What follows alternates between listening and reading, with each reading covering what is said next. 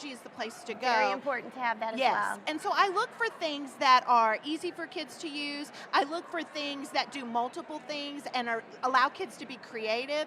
And more than anything, for teachers, I hope they're free, and I look for those things. And I also look for things that take teachers very little time to figure out, because nobody has time for lots and lots of things. Kind of like ESGI. Exactly. That's exactly the kind of things that I want teachers to use, because we're really, really busy. Right, so, right. Yeah. And I also just found out that you are from Missouri, and she's a Cardinals fan. Missouri! Go Cards! Yes, we live in Southwest Missouri, and in fact, we have the minor league ball team stadium right near us, so and fun. it's a beautiful place, and it is Cardinals Nation where I live. So it's great. It's really great. Awesome, awesome. Okay. Good morning, everybody. I'm Lori Elliot, and I'm here to share with you some of my very favorite tech tools right now. Lots of different things that you can use in your classroom that don't cost you either anything, or it costs you very little to implement into your classroom. And so I want to start with a couple of my favorite tools right now that allow you to interact with your students, see what they know, and allow them to have some game type feeling with content, and play some things, and allows you to understand where they're at academically. So the very first one I want to talk to you about is a new favorite for me this last school year, and it's called MintaMeter. Now, MintaMeter is going to allow you to poll your audience, survey your kiddos, and find out what they know in really, really fun ways. So, for example, in MintaMeter, I can ask kids a question about things that they know, and they can respond in a word cloud. And so as they type in words, let's say you ask them about, let's say, weather, and they type in different words about weather, it immediately pops up on the screen, and we create this wonderful word cloud in real time. And the wonderful thing about that is, the more times that kids put in the same answers, the words get bigger. And that helps us to really understand what they know and their background knowledge about a topic. And also in MintaMeter, they have other ways that you can get information from kids or adults if you use it in your staff meeting or your parent meeting at the beginning of school.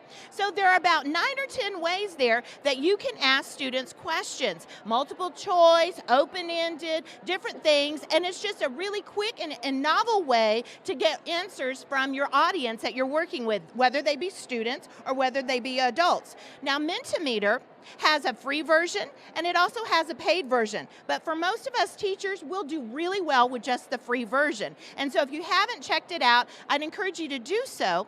One of the things that's beautiful about MintaMeter is that it comes and it works on every device. So it doesn't matter if you're iPad people or Chromebook people or laptop people, it works cloud-based, so it works on all kinds of devices. So this is a really wonderful tool to use for formative assessment and for pre-assessment. Okay, sound good? Yes, let's go on to the next one. So the next one is my favorite gaming site right now for kiddos. And this is called QuizIz. Now, QuizIz is really, really fun for students. As a teacher, I can create my own quizzes, which turn into games, or I can use this fantastic gallery of thousands of games based on content teachers across the world are teaching, and it makes my life a whole lot easier. When kids get ready to play QuizIz, they actually get an avatar, and there's a leaderboard, and there's music, and there's all kinds of animation, and they answer questions, and it shows them how they're doing, and it gives them immediate feedback. The wonderful thing about QuizIz is the data that we get as educators, because it gives us all kinds of analysis over the questions that the kids have been answering. So I can know not only how they did, if they passed or had a certain percentage, but I can find out exactly how they answered every question, how long they spent on every question, and so you're going to have all kinds of data that you can take and use for your instruction. So if you're looking for a tool to make your content come alive or help your kids to practice it, you need to check out QuizIz.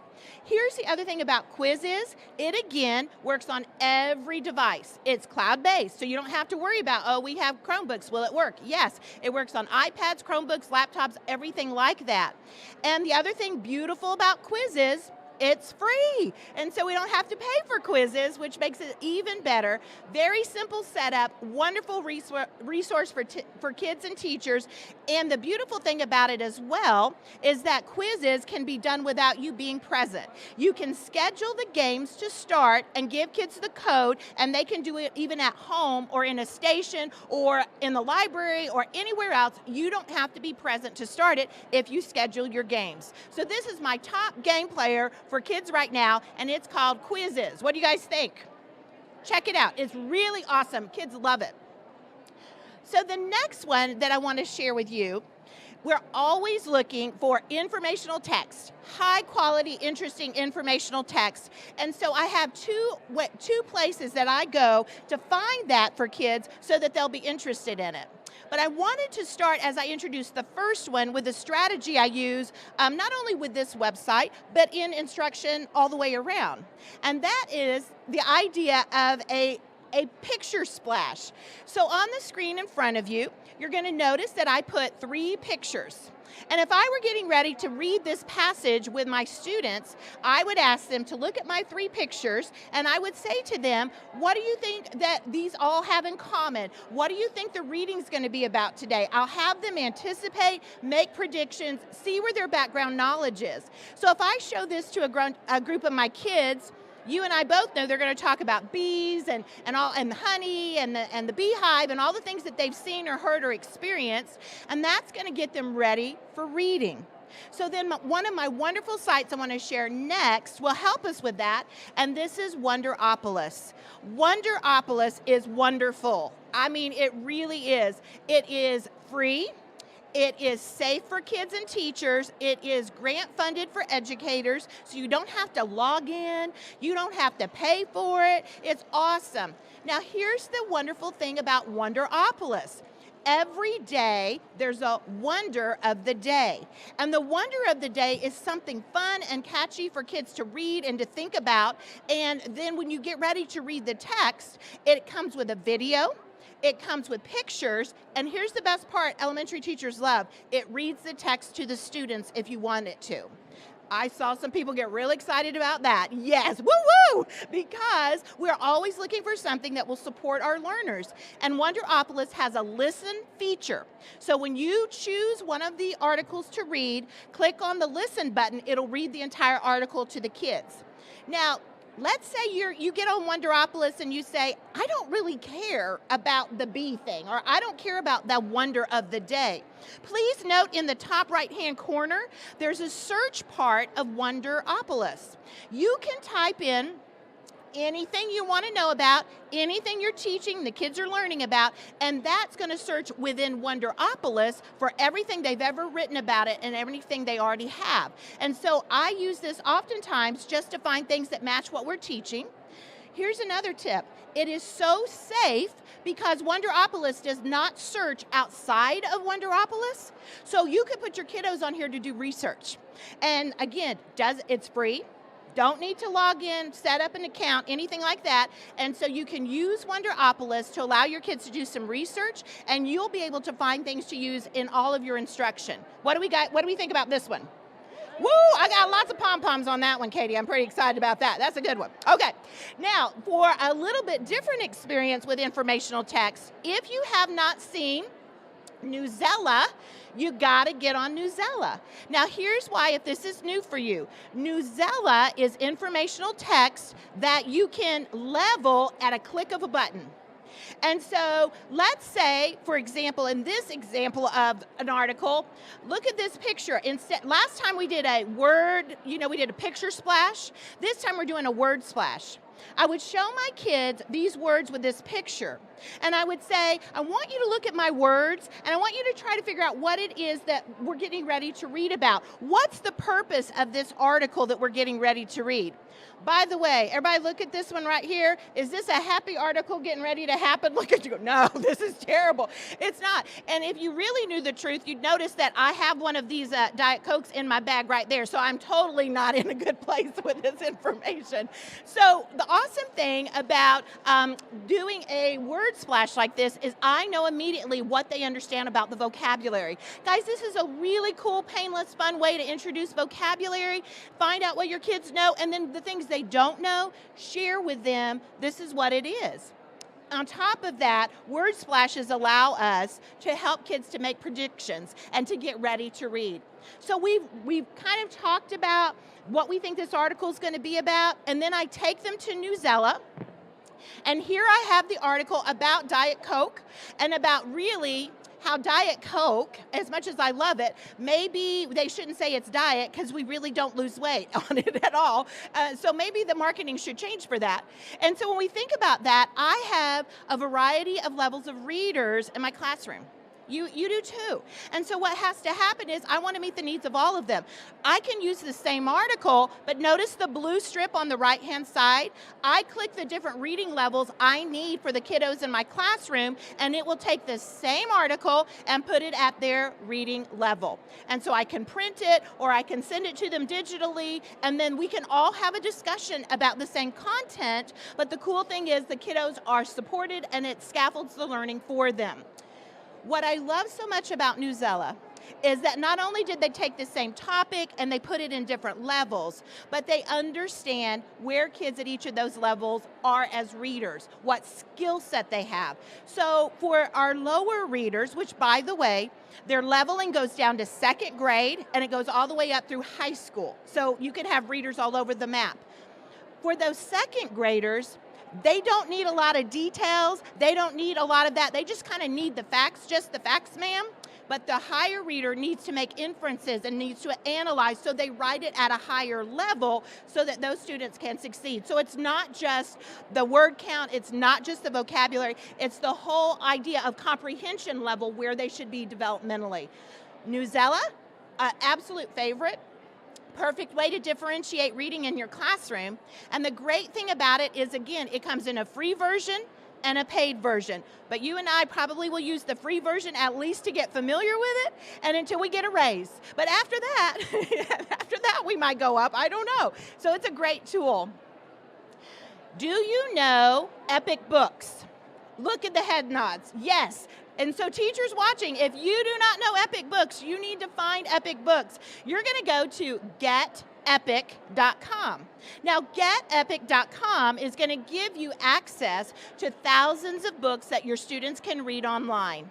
And they are wonderful books. They're not things you've never heard of. They are quality books at all different levels, fiction and nonfiction. And with your Get Epic account, you can give your students access to that. So teachers, if you haven't signed up for that, go to getepic.com. Do sign in as an educator. If you go in as a parent, they're going to charge you $5 a month. So you go in as an educator, and then you get the free version of Get Epic and use that with your kiddos. If you need more books, this is a great way to grab more books, okay? Oh my goodness. This is my favorite, oh, I got some fans in the crowd. This is my favorite creativity tool right now for kids, and it's called Green Screen by Doink. Now with green screen, it's going to do exactly that. We're going to be using the green screen, and with this really handy dandy app, your students can make their own movies, their own newscasts, their own documentaries, whatever it is. It comes in iPad app. So this is the first one we're talking about today that's going to cost you a little chunk of change, and that chunk of change is like $3.99. So don't have a Starbucks and go buy this one day, okay? And I don't work for them, but I love it. So here's the thing with Doink. With green screen, put it on your iPhone, put it on your iPad, and you can use that with your kids to make all kinds of green screen productions. And you say, I'm not techie, I can't do it. Yes, you can. Literally, you drop in the picture you want as the background, okay? I find it on my little iPad. Oh, we're gonna be in Vegas. I'm gonna put that in the background. And then you put yourself in front of with the iPad, you film it, and it merges the two together, and you are Steven Spielberg. It is awesome, okay? It's really awesome. One of the things about green screen right now, you say, I don't have one of those. Is that gonna cost me a lot of money? No. Green screen means green butcher picture paper, green tablecloth, green whatever you have. You can actually even use blue if you wanted to. You just need something behind them of green or blue hint or color. And then there's also things on Amazon like this. This is new this year. It's a pop-up pod, so your students can go in and record, and they can do green screen work. So it's really kind of interesting.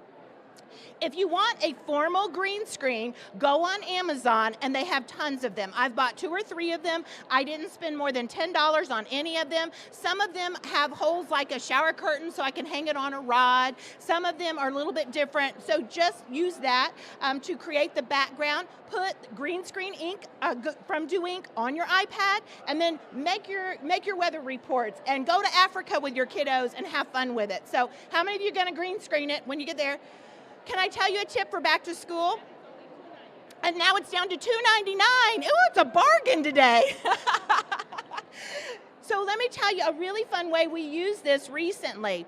The kids at the beginning of the school year were studying about things they wanted to be when they grew up. And so they figured out what they wanted to be when they grew up. And then we put backgrounds of all those different occupations, and they came dressed as that job. And then they talked about being that job and everything about it. And parents went off the charts excited. So it's a really super way to do wonderful projects like that, okay? Oh my goodness, I'm so excited, so excited. Okay, this is my last one for today, and it's the most out of the box, okay? I don't know if you have a 3D printer and if that's even in your radar, but if it is, this is the most kid-friendly 3D printing app out there right now, and it's called Maker's Empire. And Maker's Empire has this wonderful app that kids love to create with in 3D that you don't have to use it with the 3D printer. You can just print them. But if you have a 3D printer, your kids are going to be creating the most wonderful things using this 3D app. Maker's Empire, you can find them at makersempire.com, and you can load it on all kinds of devices. It's a download, and it's a wonderful, wonderful tool. There's a cost with Maker's Empire, but it's really minimal for the power and the wonderful things it does for kids. And so if that's a journey you're kind of going on with your maker spaces or your STEM instruction as you're headed into 3D printing, I'm telling you what, this is where I would go. It is designed for pre-K through 8th grade, and it's the best 3D printing app out there because kids have multiple choices of how they create things, and it has this gaming feature in it that makes it even more fun for them to create things. So I hope you'll give that a try as you start your journey with 3D printing. Guys, I've had a blast. I am so excited that you're here and so spunky this morning. I'm super impressed. Katie, thank you for having me today.